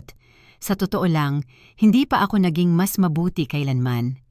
"Patayin mo yan," sigaw ni Marlene, sumugod sa computer. Ngunit mas mabilis ako at naisara ko ito bago pa niya maabot. "Huli na," sabi ko sa kanya. "Nare-record na at na-save na ang lahat sa iba't ibang lokasyon. Ang mga plano ninyong ilagay ako sa isang pasilidad, ang mga komento ninyo tungkol sa pagguho ng bahay ko, ang pag-amin ninyo tungkol sa $400,000 na inaasahan ninyong kitain mula sa ari-arian ko, lahat ng iyon." Nahulog si Henry sa isang lumang upuan na nasa basement ko, nakalugar ang ulo niya sa mga kamay. "Ma, anong ginawa mo?" "Ang dapat sana'y ginawa ko na buwan na ang nakalipas," ang sagot ko. "Pinrotektahan ko ang sarili ko mula sa inyong dalawa." "Hindi ninyo magagamit ang alinman dito," sigaw ni Marlene habang iwagayway ang mga papel na binabasa niya. "Ito ay pribadong pag-uusap, paglabag ito sa privacy." "Honey," sabi ko nang may walang katapusang pasensya. "Ang pagdodokumento ng pang-aabuso ay hindi paglabag sa privacy. Ito ay para mabuhay." Lumakad ako patungo sa isa pang bahagi ng pader kung saan nakasabit ang isang bagay na lalo pang nagdulot sa kanila ng matinding takot. Mga kopya ng mga kamakailang legal na dokumento. Ang mga ito rito ay partikular na kawili-wili, ipinagpatuloy ko. Ito ang mga kasong isasampa ko sa susunod na linggo. Isa para sa pananalapi na pang-aabuso sa matatanda, isa pa para sa pananakot at pagbabanta. At ang huli para sa pinsala sa ari-arian dahil sa telepono na sinira mo kahapon. "Baliw ka ba?" sigaw ni Henry, bigla siyang tumayo. "Anak mo ako, hindi mo pwedeng kasuhan ang sariling anak mo." "Anak ko?" Tinitigan ko siya ng may lamig na nagpaiurong sa kanya. "Patay na ang anak ko, ilang buwan na ang nakalipas, Henry. Ang taong nakatayo sa harap ko ay isang estranghero na nagbabanta sa akin, sumisira sa mga gamit ko, nagbabalak na nakawin ang mana ko at ipapasok ako sa isang tahanan ng labag sa aking kalooban." Nagsimulang dumaloy ang luha sa aking mga pisngi, ngunit hindi ito luha ng kalungkutan. Mga luha iyon ng kalayaan, ng katarungan, ng kasiyahang matagal ko nang hinihintay na maramdaman. Pero hindi lang iyon, ipinagpatuloy ko habang lumalapit sa pinakamahalagang dokumento sa lahat. Ito rito ang paborito ko. Ipinakita ko sa kanila ang kopya ng tunay na testamento, yung pinirmahan ko noong umagang iyon kasama ang abogado. Naalala mo ba yung testamento na ipinakita ko sa iyo sa itaas? Peke iyon, ito ang tunay. Agad namang sinunggaban ni Henry ang dokumento mula sa aking mga kamay. Binabasa ito nang may desperasyong nagdulot sa akin ng higit na ligaya kaysa sa naramdaman ko sa loob ng maraming taon. "Hindi ito maaaring mangyari," bulong niya habang binabasa ng linya-linaw. "Hindi mo ito maaaring nagawa." "Ano ang nakasulat?" tanong ni Marlene habang sinusubukang makibasa sa likod ng balikat ng kanyang asawa. Sabi rito, imporma ko sa kanya ng may masayang ngiti na lahat ng ari-arian at ipon ko ay mapupunta sa isang pundasyon para sa mga nag-iisang ina na nakikipaglaban para magkaroon ng edukasyon ang kanilang mga anak. Sabi rito na hindi kahit kaunting bahagi ang mapupunta sa mga taong tinatrato ang matatanda na parang basura. Namutla ng todo si Marlene. "Hindi mo yan pwedeng gawin. Pamilya mo kami, pamilya ko." Tumatawa ako hanggang sumakit ang tadyang ko. Hindi ako binabantaan ng pamilya ko. Hindi pinaplano ng pamilya ko na ipasok ako sa isang pasilidad para maibenta nila ang bahay ko. Hindi sinisira ng pamilya ko ang mga gamit ko kapag hindi nila nakukuha ang gusto nila. "Nanay, pakiusap, pagmamakaawa ni Henry, at sa unang pagkakataon sa loob ng ilang buwan, nakita ko ang isang bagay na kahawig ng anak na pinalaki ko. Alam kong naging mahirap kaming makitungo sa iyo, pero hindi ko alam na ganito ang nararamdaman mo. Hindi mo alam? Inagaw ko ang manibela mula sa kanyang mga kamay. Hindi mo alam nung binabaan mo ako ng telepono habang may lagnat ako. Hindi mo alam nung pinayagan mong insultuhin ako ng asawa mo sa sarili kong bahay.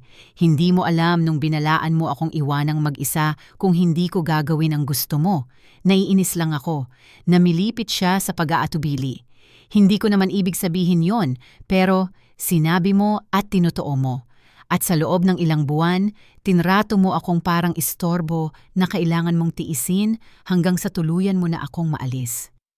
Nagsimulang umiyak si Marlene, pero hindi iyon mga luha ng pagsisisi.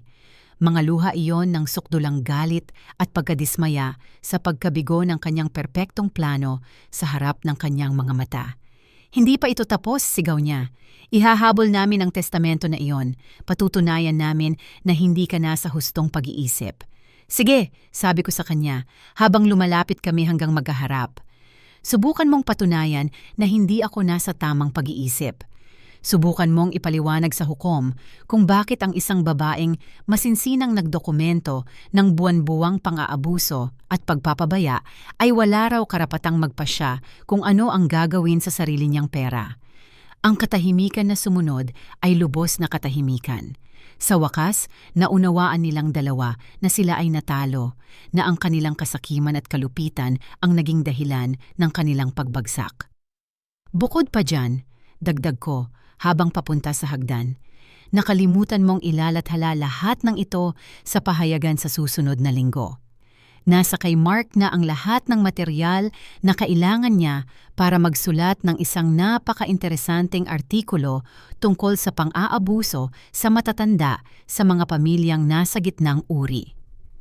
Ang mga pangalan ninyo, ang mga litrato ninyo, ang sariling ninyong mga salita na naglalarawan ng mga plano ninyo para sa akin. Hindi ninyo yan magagawa, sigaw ni Henry, na sumunod sa akin papunta sa hagdan. Masisira ang karera ko. Dapat na naisip mo iyon bago mo binantaan ang nanay mo. Ang sagot ko nang hindi lumingon sa kanya. Nakarating kami sa pangunahing palapag ng bahay kung saan naghihintay si Anne sa amin na may mukha ng lubos na kasiyahan. Paano ang nangyari? Tanong niya, kahit na ang mga mukha ni na Henry at Marlene na puno ng pagkadismaya ay nagbigay na ng sagot. Perpekto, ang sagot ko. Sa tingin ko, handa na ang ating mga bisita na umalis ngayon. Nakatayo sina Henry at Marlene sa sala ko na parang mga estatwa, pinoproseso ang tindi ng nangyari sa kanila. Naubos ang lahat ng kanilang kayabangan, pinalitan ng desperasyon na baka natawa ako kung hindi ko sinasabik ang bawat segundo ng kanilang pagkasira. Ma, sabi ni Henry sa akin nang may nanginginig na boses na hindi ko na narinig mula noong bata pa siya. May paraan para ayusin ito. Pamilya tayo. Makakahanap tayo ng solusyon. Isang solusyon? Tinitigan ko siya ng may kalmadong salungat sa kanyang matinding pagkabahala. Ang tanging solusyon ay ang ituring mo akong parang isang tao. Matagal mo ng pagkakataon iyon ng buwan-buwan at sinayang mo araw-araw. Nagsimulang maglakad-lakad si Marlene ng paikot-ikot, nagmumura sa sarili tungkol sa mga abogado at legal na apela, lubos na hindi matanggap na natalo sila ng dramatikang matandang babae na sobra nilang pinaliit. Ella, sa wakas ay sinabi niya habang sinisikap niyang maibalik ang dati niyang kalmadong kilos.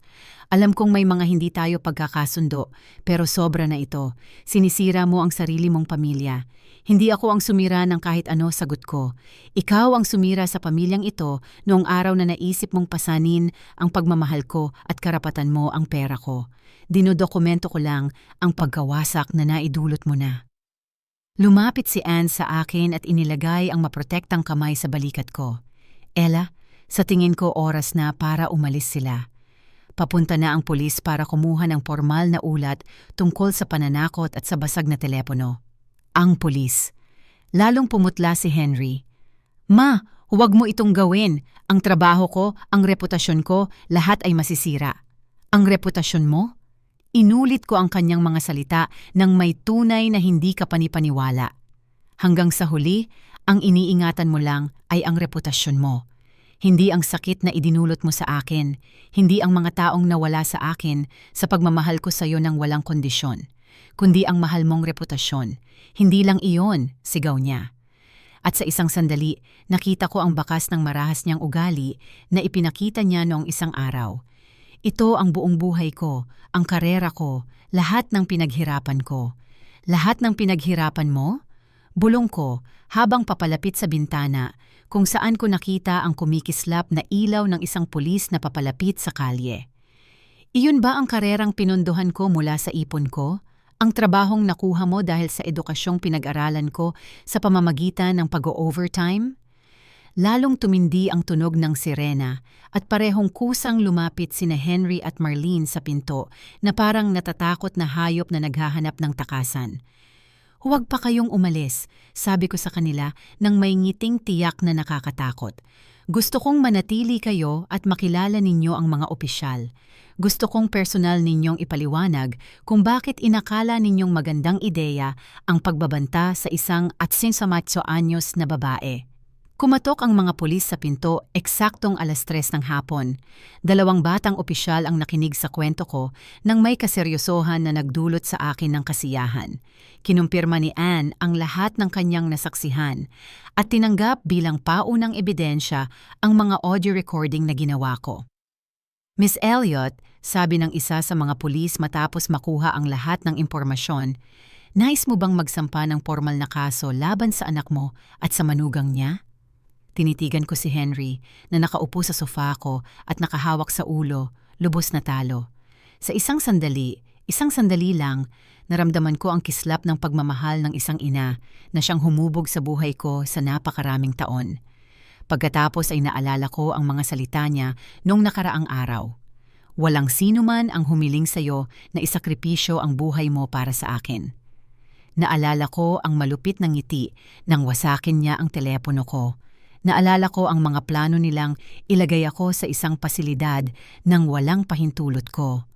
Oo, ang matatag kong sagot sa opisyal. Gusto kong magsampa ng formal na kaso. Ang prosesong legal na sumunod ay eksaktong kasing sira ng inaasahan ko. Detalyado itong tinalakay ng mga lokal na pahayagan, lalo na nang ilathala ni Mark ang kanyang investigatibong artikulo na pinamagatang ang halaga ng hindi pagpansin. Kapag ang mga bata ay naging manliligalig, tinanggal sa trabaho si Henry sa kumpanyang pinagtatrabahuhan niya nang maabot ng iskandalo ang kanyang mga supervisor.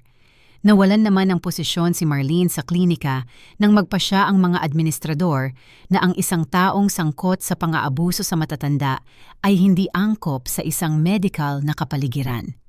Ngunit ang pinakamalaking kasiyahan para sa akin ay hindi ang kanilang pagbagsak sa profession, kundi ang isang bagay na mas simple at mas personal.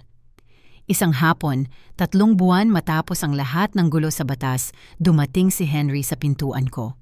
Mag-isa siya, wala si Marlene at may mukha ng talo na sanay nakasira ng puso ko kung ibang pagkakataon.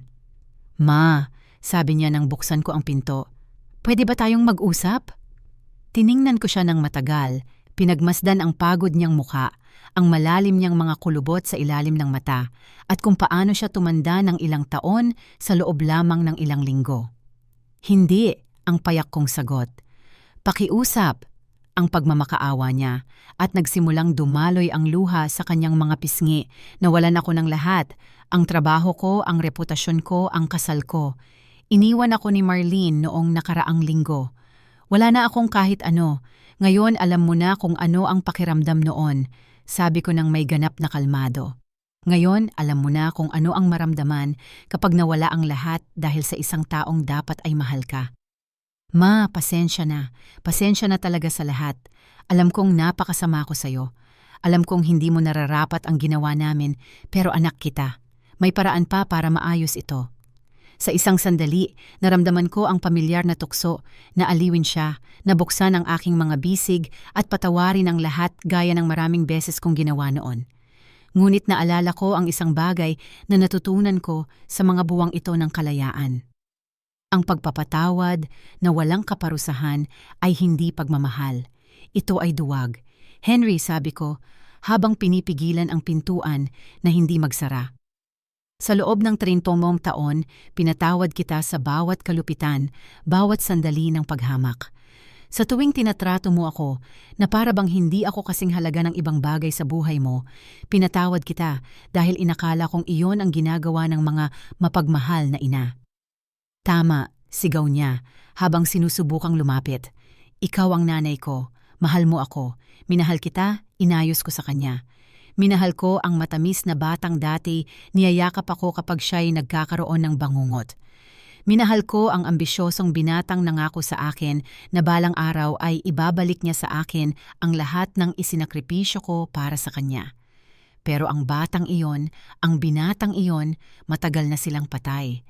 Ang taong nakatayo sa harap ko ay isang estranghero na pinili ang kasakiman kaysa pag-ibig, na pinili ang kalupitan kaysa pasasalamat. Pwede pa ba akong magbago? Sigaw niya ng desperado. Pwede bang bumalik ako sa pagiging anak na gusto mo? Hindi ko gusto na magbago ka para sa akin, sabi ko, habang sinisimulang isara ang pinto. Kung magbabago ka man, gawin mo iyon para sa sarili mo dahil napagtanto mong kasuklam-suklam ang naging pagkatao mo. Pero hindi ko na responsibilidad na ayusin ka. Ma, pakiusap. Ikinabit niya ang paa niya sa pinto na pumigil sa akin na maisara ito ng tuluyan. Hindi mo ako pwedeng iwan ng ganito. Ako lang ang kaisa-isang anak mo.